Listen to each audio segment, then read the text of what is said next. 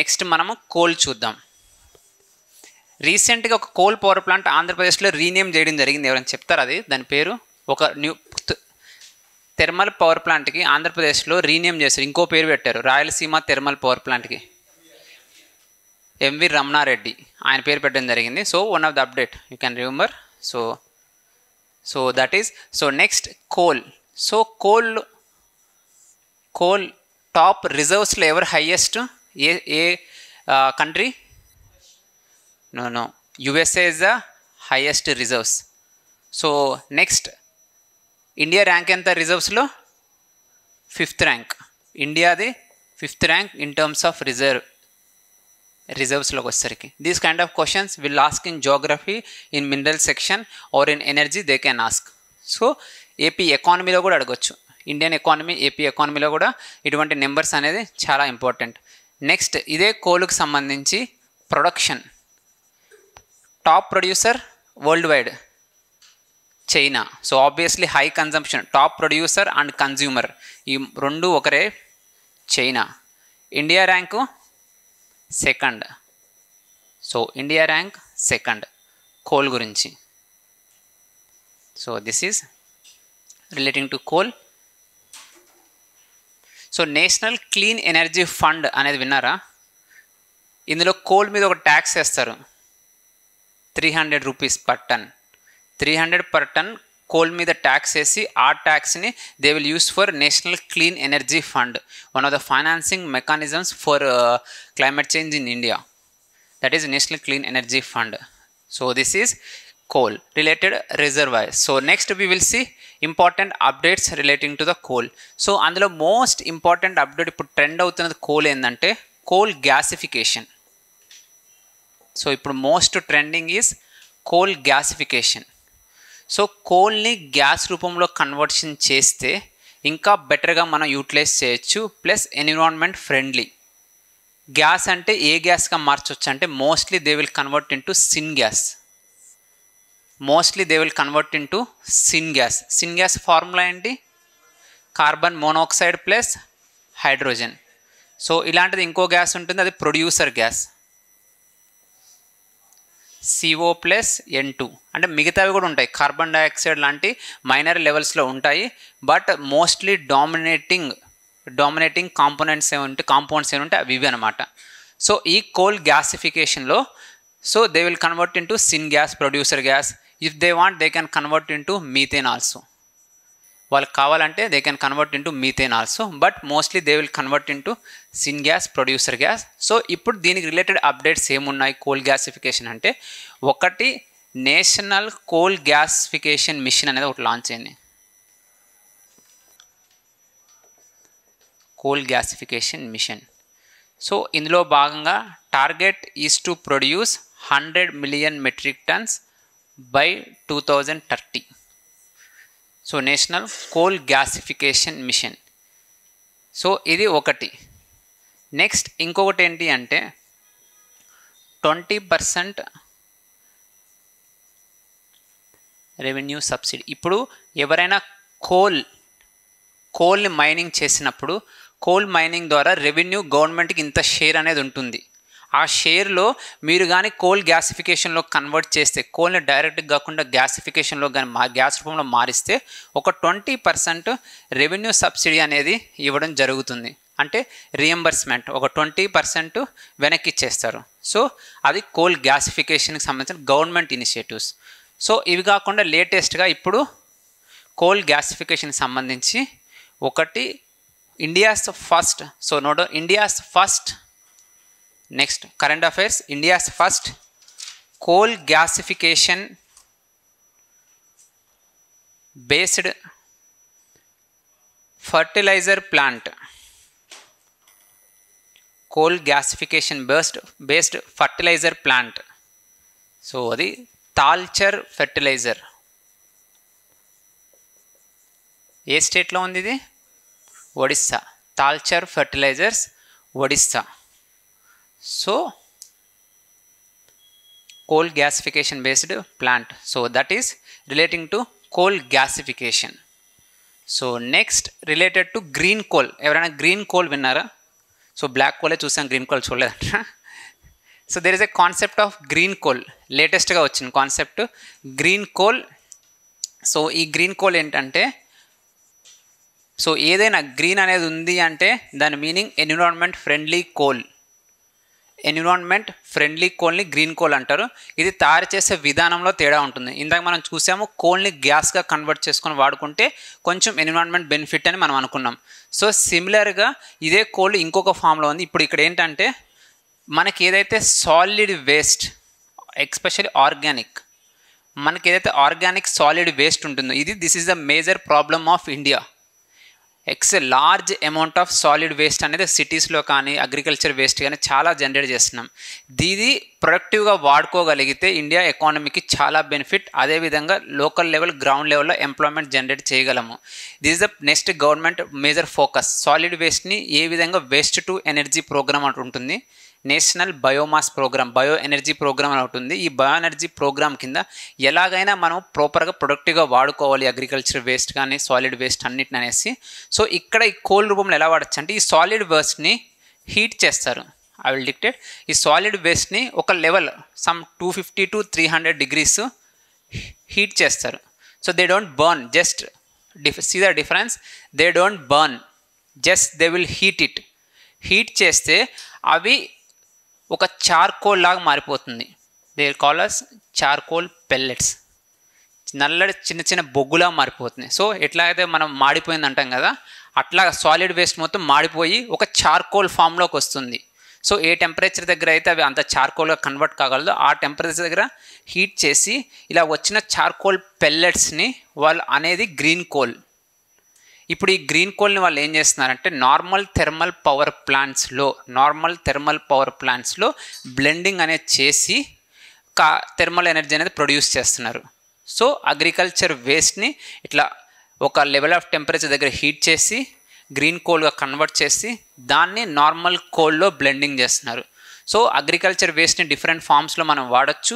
మనం బయోగ్యాస్ ప్రొడక్షన్లో చూస్తున్నాము, అదేవిధంగా బయో ఇథనాల్ వాటర్ ప్రొడక్షన్లో చూస్తున్నాము. కంప్లీట్ బర్న్ చేసి ఎలక్ట్రిసిటీ అనేది ప్రొడ్యూస్ చేస్తున్నాం. సో అలానే ఇదొక way of using the agriculture waste, ఏదైనా solid waste. So note down. దీన్ని అంతా కలిపి టోరిఫాక్షన్ అంటారు ఈ ప్రాసెస్ని. సో ఈ ప్రాసెస్ని ఇలా చేసే ప్రాసెస్ని ఇప్పుడు ప్రెజెంట్ ట్రెండింగ్ అన్నమాట ఇది torrefaction. So note down. Torrefaction is a thermal process to convert biomass into coal-like material.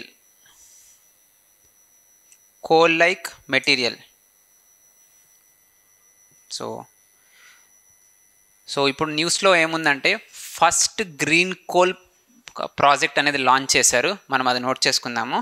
So NTPC, next point, NTPC has commissioned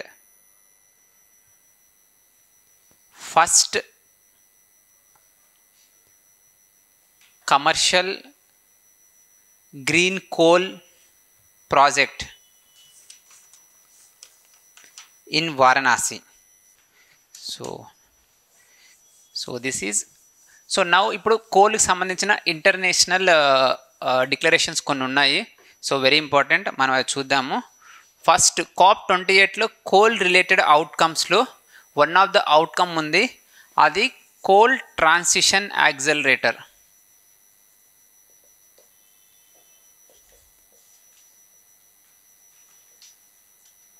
so నేను ఇచ్చే అడ్వైస్ ఏ స్టూడెంట్కైనా డీప్గా చదవండి. Last time 2022 APSC group 1 question paper కానీ TSPSC group 1 question paper చూస్తే questions చాలా ర్యాండమ్గా ఉంటున్నాయి. ప్రతి మార్క్ అనేది చాలా ఇంపార్టెంట్. వాళ్ళు కూడా యూపీఎస్సీని రెప్లికేట్ చేయాలనుకుంటున్నారు. ఒకప్పట్లాగా పైన జస్ట్ కోల్ రిజర్వ్స్ ఎక్కడున్నాయి, కోల్ పవర్ ప్లాంట్స్ ఎక్కడున్నాయి, అటువంటి క్వశ్చన్స్ ఇప్పుడు ఎవరు అడగట్లేదు. ఏవైతే ఇంటర్నేషనల్ ఇనిషియేటివ్స్ ఉన్నాయో, లేటెస్ట్ ట్రెండ్స్ ఎక్కడైనా ఉన్నాయో, లేటెస్ట్ మిషన్స్ ఎక్కడ ఉన్నాయో వాటి మీద ఎక్కువ క్వశ్చన్స్ వస్తున్నాయి. అందుకనే చాలామందికి గ్రూప్ 1 ఎస్పెషల్లీ గ్రూప్ 1స్లో చాలా తక్కువ మార్క్స్ వస్తున్నాయి MCQ. Last time science and tech AP అయితే 30 మార్క్స్కి 10 మార్క్స్ రావడం కూడా కష్టమైపోయింది. ఆ క్వశ్చన్స్ ఏవి టఫ్ క్వశ్చన్స్ కాదు. మీరు గూగుల్ సెర్చ్ చేశారంటే most important projects in that areas, ఆ ఏరియాస్లో ఉన్న most important projects. The problem ఎక్కడొస్తుందంటే ప్రిపరేషన్ స్ట్రాటజీ. ఒకప్పుడు లాంటి క్వశ్చన్స్ ఇంకా మనం ఎక్స్పెక్ట్ చేస్తున్నాం. రేపు APSC group 2, TSPSC group 2, TSPSC వాళ్ళు యూపీఎస్సి చైర్మన్ కూడా కన్సల్ట్ అయ్యారు. ఇప్పుడు వాళ్ళు ఇన్వాల్వ్ అయ్యారంటే క్వశ్చన్స్ యొక్క స్టాండర్డ్ క్వాలిటీ బాగా పెరిగిపోతుంది.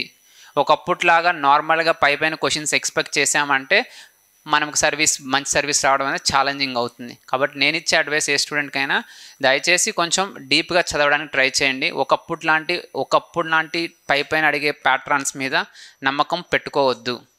మీరు APSC group 1 science and tech paper చూస్తే క్లియర్గా అర్థమవుతుంది. No more easy questions. అందుకని నేను వీలంత డీప్గా వెళ్ళాలని ట్రై చేస్తున్నాను. ఇది అవసరమా అంటే డెఫినెట్గా నా దృష్టిలో అవసరం. ఎవరైతే ఎక్కువ ఫోకస్ చేశారంటే కొంచెం ఎక్కువ మార్క్స్ వస్తాయి, సర్వీస్ డిసైడింగ్ ఫ్యాక్టర్ అవుతుంది. సో ఎస్పెషల్లీ గ్రూప్ 2లో సైన్స్ అండ్ టెక్ 50-75 మార్క్స్ సపరేట్గా ఉంది కాబట్టి. అండ్ దేర్ ఇస్ ఎక్స్ప్లిసిట్లీ సిలబస్లో fossil and non fossil energy resource అని మెన్షన్ చేశారు. సో ఇటువంటి latest trending coal transition accelerator అనేది COP28 ఉన్న అవుట్కమ్ వీ షుడ్ ఫోకస్. మనం COP28 అవుట్కమ్స్ చూసినప్పుడు దేనికి ఎక్కడెక్కడ సిలబస్లో ఉంది అనేది మనం ఐడెంటిఫై చేయడం అనేది మోస్ట్ ఇంపార్టెంట్. సో ఈ కోల్ ట్రాన్సిషన్ యాక్సలరేటర్ ఎవరు లాంచ్ చేశారంటే France plus so other developed countries. ఇంకా చాలా ఉంటాయి, బట్ మనకి ఇంపార్టెంట్ ఎవరు లీడింగ్ చేస్తున్నారు అనేది most important. So it is led by the France coal transition accelerator. So మనకు గుర్తుపెట్టుకోవాల్సింది ఒకటే మోస్ట్ ఇంపార్టెంట్, అది COP28 అవుట్కమ్. ఇంకోటి France. So coal transition accelerator అంటే డెవలప్డ్ కంట్రీస్కి కోల్ అనేది నచ్చట్లేదు. కోల్ వల్ల ఎక్కువ పొల్యూషన్ వస్తుంది. వాళ్ళు బర్న్ చేసినంతకాలం ఏ ప్రాబ్లం రాలేదు. ఇప్పుడు మన డెవలపింగ్ కంట్రీస్ బర్న్ చేయడం మొదలు పెట్టగానే ఇది పొల్యూషన్ అవుతుంది అనేది వాళ్ళు ఎక్కువ హైరాణ పడుతున్నారు. సో ఎలాగైనా ఈ కోల్ నుంచి డెవలపింగ్ కంట్రీస్ బయటికి వెళ్ళిపోవాలి అనే ఉద్దేశంతో వాళ్ళు కొన్ని ఇనిషియేటివ్స్ లాంచ్ చేస్తూ ఉన్నారు. అందులో one of the initiative coal transition accelerator. But వాళ్ళు డబ్బులు ఇవ్వరు, టెక్నాలజీ కూడా ఇవ్వరు, మనకి ఓన్లీ నీతులు చెప్తుంటారు. So that is the big problem. So if they have launched one more initiative. So ఇంకొకటి ఉంది just energy. So very important transition partnership. ఇప్పుడు మొన్న COP28 మీటింగ్స్ ఎవరు చూసినా ఎక్కువ discussion phasing out of the coal power plants మీదే ఉంది. So దానికంటూ కొన్ని ఇనిషియేటివ్స్. ఇంకోటి just energy transition partnership. So ఇది ఎప్పుడు లాంచ్ అయిందంటే this was launched in COP26. So this was launched in COP26. So ఇది కూడా డెవలప్డ్ కంట్రీస్ వాళ్ళు లాంచ్ చేశారు. ఏది లాంచ్ చేసినా ఎవరు లాంచ్ చేసినా ఇది మోస్ట్లీ డెవలప్డ్ కంట్రీస్ వాళ్ళే లాంచ్ చేశారు. మనం గుర్తుపెట్టుకోవాల్సింది ఇందులోనూ కోల్ ఫేజ్ అవుట్ చేయమంటే ఇండియా మెంబర్షిప్ ఎప్పుడూ తీసుకోదు. మీకు ఎప్పుడైనా తెలియని ఆర్గనైజేషన్ వచ్చినా సరే కోల్ ఫేజ్ అవుట్ చేయమంటే మనం మెంబర్స్ కాము. సో ఇందులో కూడా కోల్ ఫేజ్ అవుట్ ఉంటుంది. సో ఇందులో ఏంటంటే డెవలప్డ్ కంట్రీస్ సహకరిస్తామన్నారు. ఎవరైతే ఈ అగ్రిమెంట్ ఈ పార్ట్నర్షిప్లో జాయిన్ అవుతారో వాళ్ళకి సహకరిస్తారంట. సో రీసెంట్గా 4th country Senegal, an African country, Senegal joined. This is the 4th country. So మేము కోల్ తగ్గించుకొని రెడీగానే ఉన్నాము, కానీ మాకు మీ సహకారం కావాలి అనేసి వాళ్ళు జాయిన్ అయ్యారు. సో ఇంతకుముందు జాయిన్ అయిన countries south Africa, Indonesia, Vietnam. So చూస్తే ఇవన్నీ డెవలపింగ్ కంట్రీస్. ఇవన్నీ డెవలపింగ్ కంట్రీస్. సో ఇంకొక ఇనిషియేటివ్ ఉంది, అది pouring past coal alliance. This was launched in COP23. So ఇవి కోల్కి సంబంధించిన కోల్ ఫేస్ అవుట్ చేయండి అనే ఇనిషియేటివ్. మీరు కానీ 2022 గ్రూప్ 1 ఏపీఎస్సి చూసారంటే ఇటువంటి ఇనిషియేటివ్స్ చాలా అడిగారు క్వశ్చన్స్. చాలా అంటే చాలా క్వశ్చన్స్ వచ్చాయి. సో ఇవి COP ఇనిషియేటివ్స్. ప్రతిదీ కోల్ ఫేజ్ అవుట్ చేయమనేసే ఉంటాయి ఇవన్నీ. సో ఇవి కోల్కి సంబంధించిన important current affairs and news. So